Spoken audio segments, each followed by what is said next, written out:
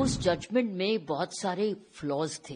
एक public outcry unnecessarily injustice नहीं मांगता, पब्लिक आउटक्राई जस्टिस मांगता है. दाद देते हैं कि उसने बड़ी बहादुरी दिखाई, अभी भी बहादुर है. माननीय ऑनरेबल सुप्रीम कोर्ट, इसी उस जजमेंट में बहुत सारे फ्लॉज थे और सबसे ज्यादा फ्लॉ ये था कि एक इलेक्टेड एमएलए को आप पब्लिक सर्वेंट नहीं मान रहे, जबकि जजमेंट्स अवेलेबल हैं कि वो पब्लिक सर्वेंट हैं.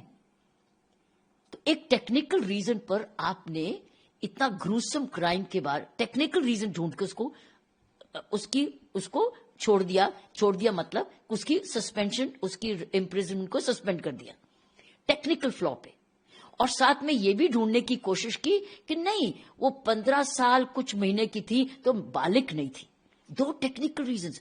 ये आप भूल गए कि क्राइम क्या हुआ, बलात्कार हुआ, और वो भी एक लड़की से जो 16 साल से कम थी. ये तो एडमिट कर रहे हैं कि 15 साल 9 महीने की थी, सो 16 साल से कम थी तो बालिग तो थी. और दूसरा टेक्निकली, क्योंकि कानून में, दूसरे कानून में ये पब्लिक सर्वेंट नहीं है. जो व्यक्ति पब्लिक फंड्स ले रहा है, इलेक्शंस लड़ रहा है, कॉन्स्टिट्यूशन पे आप कसम खा रहे हो कि आप जाके पब्लिक ट्रस्ट को, पब्लिक सेवा में जाओगे और आप रेप करते हो और फिर आपको कहला जाता है कि आप पब्लिक सर्वेंट नहीं हो. कानून तो ये कह रहा है कि बैंक एम्प्लॉय भी पब्लिक सर्वेंट है. सो इसका मतलब क्या ऑनरेबल उस bench of the high court ने ये देखा नहीं कि ऑलरेडी कानून विजिट कर रहे हैं, कानून जजमेंट्स हैं अवेलेबल. सो इसलिए, लेकिन ये भूल गए कि क्राइम क्या हुआ. ये तो नहीं कहा उसने कि क्राइम नहीं किया, क्राइम तो किया. उस क्राइम की सजा मिली है. उस क्राइम को क्या कहोगे? क्योंकि वो बालिग नहीं है, क्योंकि वो पब्लिक सर्वेंट नहीं है. ये कहां की रीजनिंग है? इसीलिए तो पब्लिक आउटक्राई हुआ. और पब्लिक आउटक्राई अननेसेसरली इनजस्टिस नहीं मांगता, पब्लिक आउटक्राई जस्टिस मांगता है. तो जस्टिस मिल गया. ऑनरेबल सुप्रीम कोर्ट ने वो दे दिया जो पब्लिक आउटक्राई था कि. और मैं आपको, मेरी नजर में इस लड़की के साथ एक बार ये विक्टिम नहीं हुई, एक रेप नहीं हुआ. उसका बाप भी मर गया, उसका वकील भी मारा गया. She was a victim many times over. She is not victim once. एक बार ही नहीं विक्टिम हुई है. जो उसके साथ हुआ वो अलग, बाप के साथ हुआ अलग, उसके वकील के साथ हुआ अलग, और अब चौथी बारी आप उसको सजा दे रहे हो जिसमें कह रहे हो कि नहीं, वो तो पब्लिक सर्वेंट नहीं है और तुम तो बालिग नहीं थी, तो जाओ. इतने ज्यादा. और फिर वो लड़की अमीर नहीं है, वो एक गरीब परिवार की है. उसके परिवार ने किसी हद तक उसके साथ सपोर्ट किया और खुद विमेन वॉलंटियर्स ने उसको सपोर्ट किया शायद. लेकिन दाद देते हैं कि उसने बड़ी बहादुरी दिखाई, अभी भी बहादुर है, अभी भी छोड़ने को नहीं तैयार है. इसीलिए जब उसने आवाज उठाई और उसके साथ जो विमेन वॉलंटियर्स थी जो जुड़ी हुई हैं, उन्होंने आवाज उठाई सारे देश. और फिर मीडिया का रोल तो था ही. मीडिया ने उसका सारी बात बताई और साथ में जो आर्टिकल्स आते रहे, पेपर्स में आते रहे, उसकी वजह से दरवाजे खड़काने पड़े और सुप्रीम कोर्ट ने आपको न्याय दे दिया, न्याय वापस दे दिया. लाइफ इम्प्रिजनमेंट तो लाइफ इम्प्रिजनमेंट 20 साल होती है, इसमें तो 20 साल जाएगा. उसमें एक फादर की डेथ के मर्डर के लिए तो 20 साल है, लेकिन इसको 6 साल क्यों आपने? तो इसीलिए मैं समझती हूँ सुप्रीम कोर्ट ने वो दिया जो जस्टिस डिमांड कर रहा था, बनता भी था. और टेक्निकल फ्लॉज बहुत ज्यादा थे जो मैंने भी पढ़ा जजमेंट्स के बार, क्योंकि बहुत अच्छे वकील आपके मीडिया पे आए हैं, उन्होंने एक्सप्लेन किया जजमेंट्स को, पुरानी कोर्ट की जजमेंट्स को. तो क्या उन जजमेंट्स को भी अनदेखा कर दिया उस हाई कोर्ट के बेंच ने? तमाम भद्दे कमेंट्स किए जाते हैं उसको लेकर के. उसके पिताजी अभी बीएसएफ में हैं, सर्व कर रहे हैं, और इस तरीके का कमेंट, उसकी मौत हो जाती है मारने से, मार पिटाई की जाती है, उसके भाई के साथ भी मार पिटाई की जाती है. कैसे आप देखती हैं उत्तराखंड में ये पूरी घटना, नॉर्थ ईस्ट का वो बच्चा, कैसे आप? इसका जवाब मैं as a former police officer दूंगी. वो ये कि हमारे ग्रास रूट में हमारी जो पुलिस है इस वक्त सिर्फ रिएक्टिंग पुलिसिंग बन गई है लॉ एंड ऑर्डर के लिए जबरदस्त, क्योंकि उसके pressures of law and order इतने बढ़ गए हैं कि हमारी प्रिवेंशन पुलिसिंग ग्रास रूट पे नहीं है.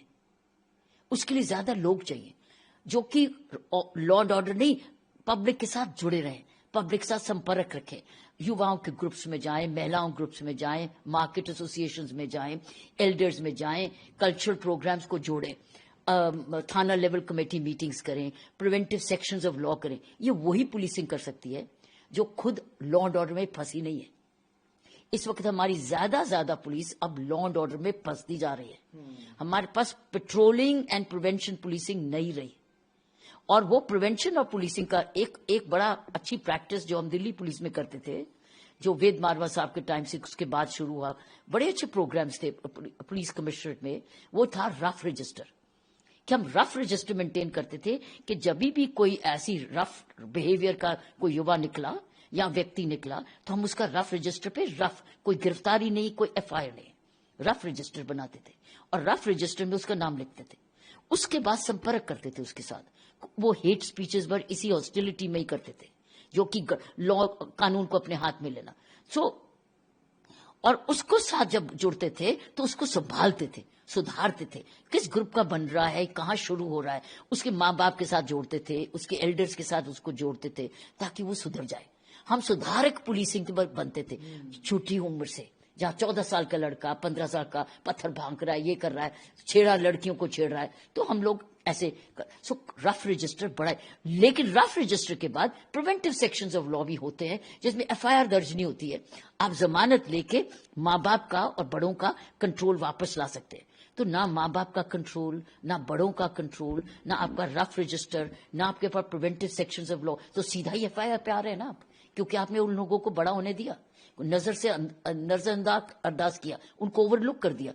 आप ये सडनली इन लोगों ने, ये बड़े नहीं हुए हेट्स भी अभी, ये बचपन से ही ये गड़बड़ है। ये कोई लॉ एंड ऑर्डर, आप और मेरे घर का कोई लड़का नहीं जाएगा पत्थर मारने, क्योंकि वो कंट्रोल में है, सभ्य है, शिक्षित है, टीचर्स के डरता है, माँ बाप से डरता है। ये कहाँ, ये निडर हो गए। ये वो यूथ निकल रही है जो निडर हो गई है और बचपन से ही कानून को अपने हाथ में लेने की उसको आदत पड़ी, तो यहां तक पहुंच गई। मैं ये कहूंगी इसको प्रिवेंशन करना बहुत जरूरी है। हमको ज्यादा से ज्यादा patrolling police and preventive police जो कि, और साथ में कल्चरल फेस्टिवल्स, एक कल्चर नॉर्थ ईस्ट का फेस्टिवल, एक वेस्ट का फेस्टिवल, एक सेंट्रल का फेस्टिवल, एक पंजाब का फेस्टिवल, ऐसे फेस्टिवल्स, कल्चरल फेस्टिवल जहां एक दूसरे से मिलते हैं, आप कुछ जानते हैं, समझते हैं। ये प्रिवेंटिव पुलिसिंग बहुत, मैं इसका जवाब एज ए पुलिस ऑफिसर दे रही हूं कि हम लोग कैसे इन युवाओं को, ये नहीं कि हमारे टाइम पे भी युवा ऐसे नहीं थे, लेकिन अब बिगड़ गए, कोई हर्ष नहीं, लेकिन बिगड़ गए ना, बिगड़ने दिया गया ना, काबू में नहीं आए ना। कंट्रोल कॉलेजेस में भी अगर ये बदतमीजी करते थे तो कंट्रोल में लाया जाता था टीचर्स के through. Teachers used to exercise control. वो जो कंट्रोल चला गया है उसकी वजह से आज ये हरकतें हो रही हैं, और ये हरकतें नहीं जाएंगी अगर हम beat system, preventive policing, rough registers और पीस प्रोसीडिंग्स को वापस मॉल में लाएं, जहां आपके पास जमानती होते हैं, जमानती और माइनर और एग्जीक्यूटिव मैजिस्ट्रेट की कोर्ट में पेश होते हैं।